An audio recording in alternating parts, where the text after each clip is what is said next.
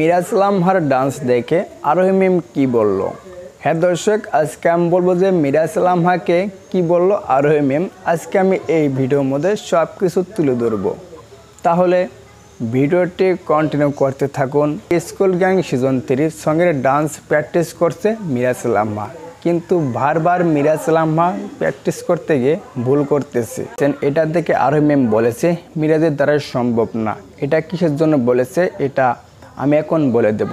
বর্তমানে সবাই জানেন যে স্কুল গ্যাং সিজন 3 ঘোষণা করা হয়েছে, কিন্তু স্কুল গ্যাং সিজন 3-তে সবাই থাকবে, শুধুমাত্র সাকিব আরোহী মিম থাকবে না। এই জন্যে করলে আরোহী মিম মিরাজকে উদ্দেশ্য করে অনেক বাজে বাজে কথা বলেছে, যা আমি বলতে পারছি না।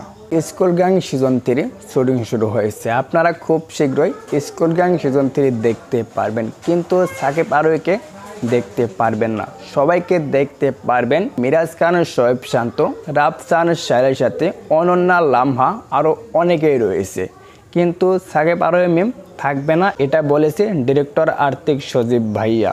আরোহী মিম সরাসরি বলেছে মিরাজ খান যে জায়গায় অভিনয় করবে আমি সেই জায়গায় অভিনয় করব না। স্কুল গ্যাং সিজন 3-তে যদি মিরাজ খান অভিনয় করে তাহলে আমি থাকবো না, এবং সাকিব সিদ্দিকও থাকবে না স্কুল গ্যাং সিজন 3-তে। এটা একদম সরাসরি বলেছে আরোহী মিম। এই জন্যে মিরাজ খানকে নিয়ে অনেক কথা বলতেছে যে মিরাজ খান ডান্স পারে না, অভিনয় পারে না, অনেক কথা বলতেছে আরোহী মিম। এটা তো আপনারা সব কিছু বুঝতে পারলেন।